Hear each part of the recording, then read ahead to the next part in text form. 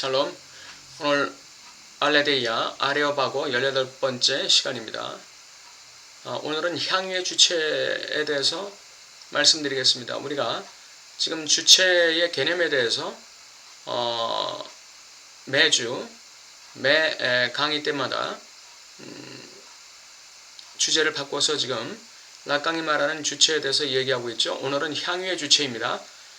말씀은 빌립보서 3장 9절 그 안에서 발견되려 함이니, 빌립보서 3장 12절 내가 이미 얻었다 함도 아니요 온전히 이루었다 함도 아니라 오직 내가 그리스도 예수께 잡힌 바 된 그것을 잡으려고 쫓아가노라. 3장 9절에 나와 있는 그 안에서라는 것은 그리스도 안에서라는 얘기죠. 사도 바울은 자기 자신이 그리스도 안에서 발견되기를 힘썼다는 것입니다.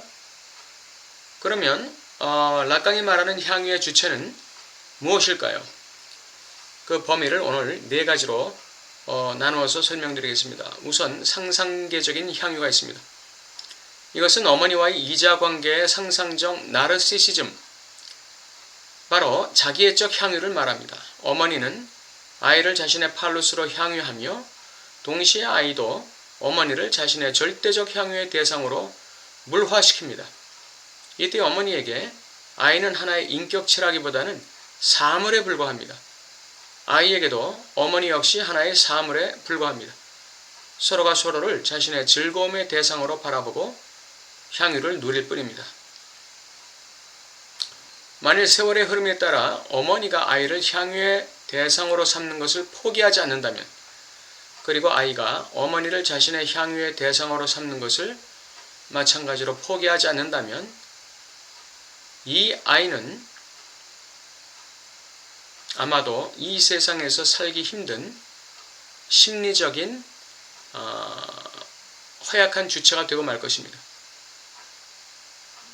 신앙 주체가 하나님을 절대적으로 의존하는 단계가 바로 이 영적인 상상적 향유의 단계라고 말할 수 있습니다. 이때 하나님은 하나의 도깨비 방망이에 불과합니다. 이때 신앙 주체는 하나님을 무엇으로 보느냐? 기도하면 바로 응답하는, 또 나의 문제를 적절한 때에 해결해주는, 또 나를 행복하게 만들어주는 문제 해결의 열쇠의 위치에 하나님을 두는 것입니다. 이러한 관계 속에서 누리는 향유는 신앙 주체의 존재적인 향유와는 아무런 관계가 없습니다. 여기서 신앙 주체는 하나님과 완전히 밀착된 신앙 패턴을 유지하게 되는데, 이때 하나님은 언제나 보디가드처럼 자신을 따라오면서 자신의 삶의 결여를 채워주시고 삶의 모든 문제를 해결해 주시는 문제 해결사에 불과합니다. 그 다음에 어떤 향유가 있느냐 하면, 주체가 타자의 결여를 지각하면서 자신의 결여를 통찰하고 수용하는 그런 단계에서 오는 향유입니다. 완벽한 존재로 가정된 어머니와의 밀착 단계에서 누리는 이 상상계적 향유는 어머니의 결여가 지각되면서 흔들리기 시작하죠. 아이는 시시때때로 발견되는 어머니의 결여를 보면서 쾌보이라는 질문을 던집니다. 다시 말하면, 도대체 어머니가 왜 나에게 이러한 결여를 보이실까? 그것을 통해서 나에게 의도하는 것이 무엇일까? 이와 같은 질문입니다. 이러한 질문은 응답이 없기 때문에 자기 자신에 대한 질문으로 돌아옵니다. 즉, 그렇다면 나는 무엇을 욕망해야 할까? 이러한 질문을 자기 자신에게 던지면서 역시 자기 자신도 이러한 질문에 대답하지 못하죠. 그 자기 자신의 질문에 대답해 줄 수 있는 사람이 바로 아버지라는 신급입니다. 아버지, 제3자로서의 아버지, 또는 부명, 아버지의 이름이라고도 하고 아버지의 명령이라고도 하는, 또는 아버지의 법이라고 하는 이 아버지의 신급이 바로 현실 세계 속에서 아이가 무엇을 욕망해야 되는지 그 방향을 제시할 수 있는 기표가 되는 것이죠. 여기서 아이는 아버지의 이름 또는 아버지의 법을 통해서 자기가 욕망해야 되는 방향을 잡게 되고, 그 욕망해야 되는 하나의 욕망의 설계도를 따라 자신의 삶을 추동해 나가기 시작합니다. 여기서 주체에게 주어지는 향유, 이것을 우리는 잉여 향유라고 말합니다. 아이가 추구하는 이러한 욕망의 방향은 대타자인 어머니와 아버지의 결여와 욕망에 직결되어 있습니다. 어머니의 결여뿐 아니라 아버지의 결여도 주체가 지각을 해야 돼요. 그래야 진정한 욕망의 주체로 탄생할 수 있는 것입니다. 그래서 자신이 추구해야 되는 그 욕망의 방향을 찾아가는 과정에서 비록 좌절과 실패가 있을 수도 있지만 한편으로는 성공과 성취라는 향유도 맛보기도 합니다. 또 그러한 자기 자신만의 욕망을 추구하는 과정 자체에서 주체는 프리드주일, 잉여 향유를 누리게 되는 것이죠. 이것을 신앙 주체에게 연결하면 어떻게 될까요? 신앙 주체는 이제 자신의 기도와 바람에 즉각 응답하지 않는 하나님을 발견하면서 영적 결여를 지각하게 됩니다. 도대체 하나님께서 나에게 원하시는 것은 무엇일까? 도대체 나에게 이러한 실망과 좌절을 안겨주시는 하나님의 의도와 나에 대한 하나님의 요구는 무엇일까? 이 질문을 던지게 되죠. 그러나 여기에 대답이 주어질 리가 없죠.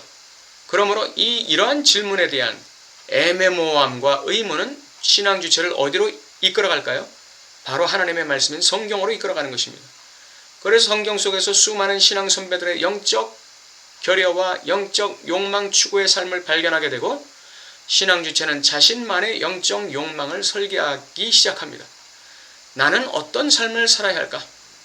나는 어떠한 신앙 주체가 되어야 할까? 이런 것들이 바로 신앙 주체의 본질적인 질문이 되는 것이죠. 그리고 신앙인은 이러한 질문에 스스로 응답하기 위한 고민과 기도와 영적 갈등의 세월을 보내게 됩니다. 그러한 세월은 신앙 주체에게 하나의 고통이기도 하지만 그 이면은 또 향유이기도 하죠. 왜냐하면 진리의 발견 그 자체가 하나님께서 주시는 영적 즐거움이기 때문에 그렇습니다. 그 다음에 주체가 자신의 무의식적 실제와 만날 때 경험되는 향유가 있습니다. 주체는 타자의 결여를 지각할 때 자신의 결여로 들어갈 수 있습니다. 그러나 주체 자신의 무의식적 결여, 즉 무의식적 실제를 만날 수 있는 확실한 통로는 증상이라고 할 수 있습니다. 락강은 이 무의식적 실제의 자리를 라멜로 혹은 대상 리비도의 자리라고 말했습니다. 이 영역은 상징적 죽음을 통과한 주체가 머무는 두 죽음 사이의 영역이며 불멸의 영역입니다. 원초적 상실의 영역이며 충동이 발원하는 자리이기도 합니다. 주체의 증상은 바로 이 지점을 지향하고 있습니다. 이 지점은 주체에게는 큰 고통을 야기하는 지점인데 왜냐하면 이 지점은 주체의 근원적 향유가 상실되어 있는 자리이기 때문에 그렇습니다. 주체의 결여 구조는 바로 이 근원적 상실의 자리를 중심으로 구조화되어 있다 이렇게 얘기할 수 있죠. 주체가 의식세계에 드러내는 증상 즉 거짓말, 꿈, 반복되는 실수, 반복되는 언어나 행동 이와 같은 것들은 주체의 근원적 상실의 자리를 지시하는 하나의 기호들입니다. 주체는 이러한 증상 그리고 증상이 던지는 기표를 탐색하면서 자신의 무의식적 실제를 만나게 됩니다. 주체가 이 실제의 쉬면으로 들어가려고 하는 이유는 그 자리에는 고통만이 있는 것이 아니라 주체의 존재적 향유가 거기에 있기 때문에 그렇습니다. 이처럼 자신의 무의식적 실제와 대면하는 주체에 해당되는 신앙 주체의 모습은 어떤 것일까요? 그것은 자신의 죄성의 시면을 만나는 주체입니다. 이는 두 방향에서 살펴볼 수 있는데요. 하나는 다른 사람의 드러나는 죄성을 바라보면서 자신의 죄성으로 들어갈 수 있습니다. 어떤 사람의 거짓됨을 내가 보면서 나에게도 저런 거짓됨이 있겠구나. 어떤 사람의 위선됨을 보면서 어떤 사람이 분노하는 모습을 보면서 어떤 사람의 두려워하는 모습을 보면서 불안해하는 모습을 보면서 죄책감에 시달리는 모습을 보면서 수치스러워하는 모습을 보면서 우리는 나 자신에게도 저러한 수치와 두려움과 불안과 죄책감이 있겠구나. 그러면서 자신의 죄성을 들여다보려는 그 움직임을 갖게 됩니다. 영적인 노력을 하게 되는 것이죠. 이렇게 해서 자신의 죄성의 심연으로 들어갈 수 있고 또 하나는 자기 자신이 신앙인으로서 자기 자신이 드러내는 증상이 있어요. 아직도 옛사람의 모습이 남아있기 때문에 아무리 신앙인이라 할지라도 자신이 드러내는 증상이 있어요. 때때로 드러내는 증상, 즉 생활 속에서 습관적으로 짓는 죄라든지 타자와의 관계 속에서 습관적이고 충동적으로 하는 말, 행동, 또 태도 이런 거, 혼자 있을 때 습관적으로 하는 생각이나 행동, 이와 같은 것들이 신앙 주체의 증상이라고 말할 수 있습니다. 이러한 신앙 주체의 증상은 신앙 주체의 죄성의 심연으로 들어가는 영적 표지판이라고 할 수 있습니다. 신앙 주체가 자신의 죄성의 심연으로 들어갔을 때 처음 경험되는 현상은 고통입니다. 수치와 분노, 시기심, 죄책감, 불안과 공포 같은 감정을 고통스럽게 경험하게 될 것입니다.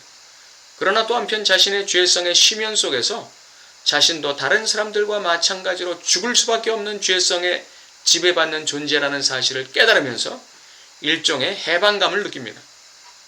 일종의 카타르시스, 억압되었던 그 어떤 세력으로부터 내가 풀려나는 듯한 해방감을 느끼게 되는 것이죠. 이것이 영적 향유입니다. 이 영적 향유는 그러한 죄성 자체로부터 해방되는 데서 오는 향유가 아니에요. 그러한 죄성을 만났다는 데서 오는 향유. 그래서 나의 삶을 옥죄어왔던 그러한 죄성을 알게 되어서 이제는 그 죄성의 지배로부터 조금은 자유로워졌다는 데서 오는 향유. 그것을 말하는 것이죠. 신앙 주체들은 이러한 자신의 죄성의 심연에 들어가는 것을 매우 꺼려하는 경향이 있습니다. 그러나 영적 성숙과 고양을 원한다면 자신의 영적 죄성의 심연으로 내려가는 대가를 지불해야 합니다. 마지막으로 주체 자신의 결례를 떠안은 주체, 내재적 궁핍파를 자신의 구조로 떠안은 숭고한 윤리적 주체가 존재의 장을 향해서 나아가려는 순수 향유의 의지가 있다. 이렇게 락강은 얘기해요. 락강은 이러한 주체를 자신을 물의 위치에 상정하는 주체라고 표현합니다. 달리 표현하면 이것은 주체의 숭고화라고 할 수 있습니다. 슬라보의 지적은 그의 책 이데올로기의 숭고한 대상에서 상징적 죽음을 통과한 주체는 숭고한 신체를 소유하는 것과 같다. 이렇게 말합니다. 상징적 죽음이란 현실의 상징 질서의 한계를 뚫고 실제계를 향해서 돌진하는 상태를 말합니다. 다시 말하면 이 세상에서 욕망의 주체로 살아가는 것을 이제 단절하고 무의식적 충동을 발현하면서 주체의 존재적 상실의 대상을 향해서 일로매진하는 상태 혹은 그 과정, 여기에서 누리는 향유를 존재적 향유 또는 실제적 향유라고 말하는 것이죠. 이는 주체가 자신의 존재적 의미와 목적을 지향하는 데서 오는 향유라고 할 수 있습니다. 락강은 이렇게 존재적 의미와 목적을 향해서 나아가는 과정에서 오는 향유뿐 아니라 그러한 과정에서 주체가 지불해야 되는 대가 그 자체를 향유라고 말하기도 합니다. 이러한 실제계를 지향하는 주체가 그 과정 속에서 경험하는 향유라는 것을 신앙 주체에 연결하면 어떻게 될까요? 그것이 바로 오늘 본문에 나오는 그리스도 안에서 발견되는 주체, 그리고 그리스도 안에서 잡힌 바 된 그것을 잡으려고 쫓아가는 신앙 주체를 말합니다.